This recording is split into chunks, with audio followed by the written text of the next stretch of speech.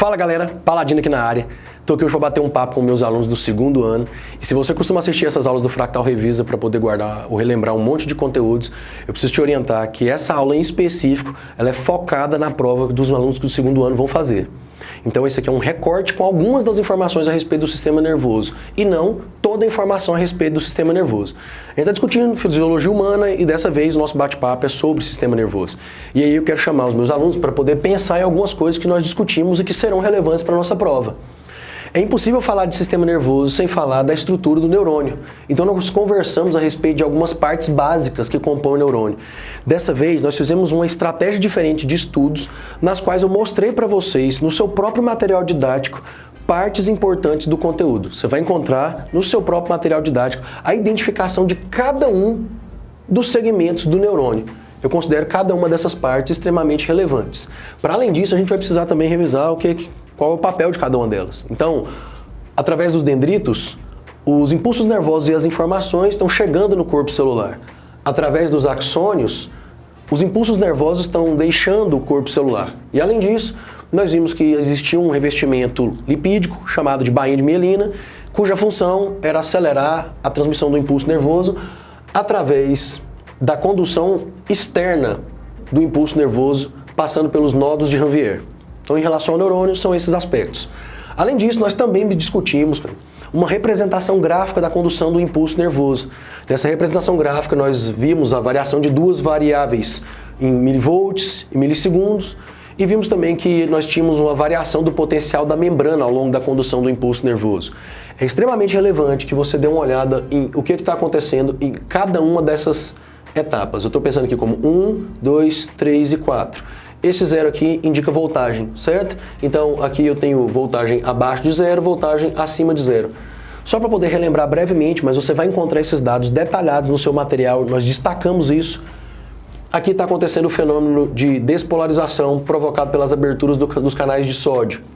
Aqui está acontecendo o fenômeno de repolarização provocado pela abertura dos canais de potássio. E esse trecho é o fenômeno da hiperpolarização, que acontece porque os canais de potássio são mais lentos, o fechamento deles. E esse aqui é o repouso, que é estabelecido pelo bombeamento, pelo transporte ativo dos íons sódio para o lado de fora e dos íons potássio para o lado de dentro. Então, condução do impulso nervoso. Do ponto de vista anatômico, é importante que a gente revise que o sistema nervoso, sendo muito sensível e sujeito a lesões, seja protegido por estruturas. Nós temos estruturas que são ósseas e nós temos estruturas que não são ósseas. O crânio e as vértebras vão proteger o sistema nervoso central, assim como também as meninges, que são três, elas são três membranas e protegem o sistema nervoso tanto de impactos mecânicos quanto também da ação de micro-organismos. A gente tem um líquido entre essas meninges, que é o líquido chamado de céfalo raquidiano, e muitas vezes alterações na coloração desse líquido pode indicar inflamações nas meninges, fenômeno que nós chamamos de meningite.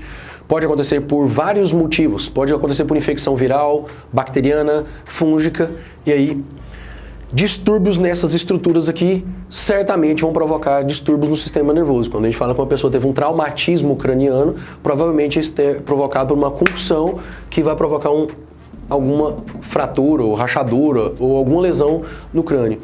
Da mesma forma, as vértebras que vão proteger a medula espinal. Então, do ponto de vista de proteção, são essas estruturas que vão guardar o nosso sistema nervoso central. Para além disso, nós conversamos sobre a divisão anatômica do sistema nervoso central. Acaba que, não só do central, mas também do periférico, né? Acaba que o sistema nervoso ele pode ser dividido de maneira didática, para que a gente converse um pouco a respeito disso. E, para além de interpretar esse gráfico, eu solicito que vocês deem uma olhada nas funções de cada uma dessas estruturas. Através das funções, vocês vão conseguir chegar nas disfunções. Por exemplo, o que aconteceria se uma pessoa tivesse um distúrbio no cerebelo? Fazendo essa resposta no nível de ensino médio, para isso você teria que saber qual é a função do cerebelo. Então eu vou passar brevemente nesses trechos com vocês, mas nós destacamos cada uma dessas funções do seu material didático. E dessa vez, a estratégia de estudo que eu estou propondo para vocês é que a gente utilize muito o texto do material didático para poder construir essas mesmas ferramentas, como mapas mentais. Então, o sistema nervoso central e periférico compõem o sistema nervoso. O sistema nervoso central é o encéfalo e a medula. O encéfalo são as estruturas que estão dentro da sua caixa craniana. Para além disso, eu tenho os nervos. Eu vou relembrar vocês que anatomicamente os nervos são vários axônios reunidos, guardados ou revestidos por uma capinha de tecido conjuntivo. E que, via de regra, os corpos celulares dos neurônios estão presentes no sistema nervoso central, salvo poucas exceções. Tá ok? Então, o encéfalo pode ser subdividido em cérebro, cerebelo e tronco encefálico. O cérebro, por sua vez, tem uma parte mais externa, o córtex, que é chamado de telencéfalo, que está relacionado a uma série de funções nossas, em especial as funções sensoriais, ligadas a paladar, olfato, tato, por exemplo, mas a região frontal nossa, do nosso córtex frontal, também está associada a movimentos, coordenação de movimentos complexos e também a nossa fala. O diencéfalo é uma região mais interna dentro do cérebro. E aí, quando você for estudar, eu recomendo drasticamente que você observe as imagens que estão no seu material didático.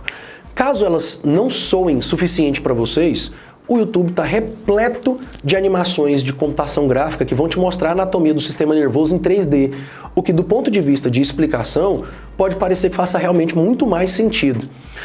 Nenhuma das questões vestibulares modernas tem pedido que vocês façam mais desenhos, mas algumas questões vestibulares modernas peçam que vocês interpretem desenhos, identifiquem estruturas marcadas a partir de um determinado ponto num esquema didático. Então eu acho bem relevante que quando vocês forem estudarem, vocês utilizem desenhos para poder identificar a anatomia e de qual parte refere-se a cada um desses nomes. O diencéfalo é uma estrutura mais interna que está subdividida entre tálamo e hipotálamo. Cada uma dessas estruturas tem funções diferentes e o hipotálamo é relevante para a gente porque a gente está falando sobre ele desde a prova passada, quando nós falávamos sobre homeostase. No fim das contas, cara, cada uma dessas estruturas controla uma série de funções neurais.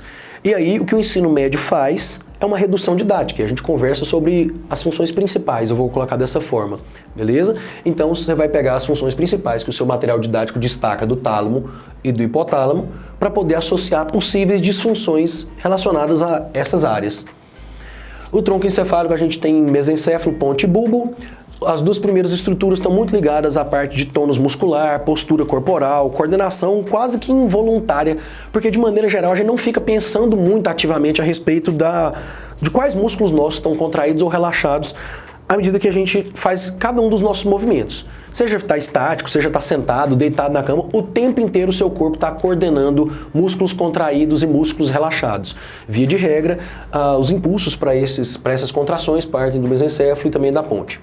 O bulbo tem um fator bastante importante para a gente, porque vem deles os impulsos, reflexos em relação à deglutição, estimulação da frequência cardíaca e também dos movimentos respiratórios. Então, é bastante relevante isso, porque esses reflexos vão manter você vivo.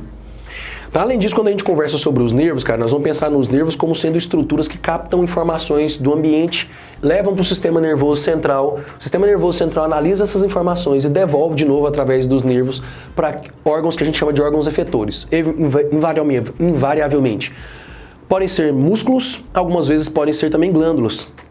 E aí, a gente tem uma divisão meio que funcional desses nervos.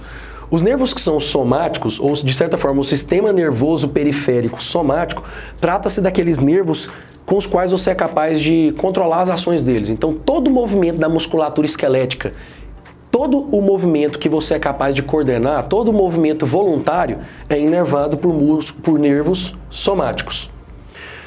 Todas as respostas do seu corpo que são involuntárias são controladas por nervos que a gente chama de sistema nervoso periférico autônomo. Reflexos como, por exemplo, o peristaltismo, a contração do útero durante o período de cólicas menstruais, o próprio processo de ovulação, são mecanismos que a gente não é capaz de voluntariamente controlar, incluindo o batimento cardíaco. Aí, nós, mais uma vez, subdividimos a análise desse sistema em sistema nervoso periférico autônomo, simpático e parasimpático. Aqui, eu não tenho outro caminho, precisa de um pouco de memorização, apesar de que existe um atalho para isso. Via de regra, nós fazemos uma associação das respostas reflexas ligadas ao sistema nervoso autônomo simpático, ligadas a situações de luta e fuga, ou seja, situações de estresse, de maneira geral. Enquanto nós atribuímos ao sistema nervoso periférico autônomo parasimpático as situações de digestão e de descanso.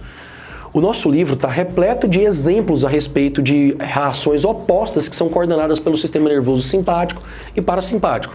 Por exemplo, a estimulação à digestão e a produção de sucos digestivos e gástricos, cara, são estimulados por nervos do sistema nervoso periférico autônomo parasimpático. A inibição da digestão pelo simpático. A estimulação do metabolismo e uma maior, por exemplo, contração muscular e disponibilidade de energia para a contração muscular faz todo sentido que esteja relacionado ao sistema nervoso simpático, luta e fuga. Então esses termos luta e fuga, digestão e descanso, cara, são termos que são utilizados entre aspas e servem para a gente fazer uma associação mais direta de quais funções são coordenadas pelo sistema nervoso autônomo simpático e quais são coordenadas pelo parasimpático. Mas eu recomendo drasticamente que você dê uma olhada no seu material didático, porque lá ele vai te dar uma série de exemplos que serão bem relevantes para a nossa análise de prova. Também paz? Por hoje é só. Biologia com Paladino. Cuide-se.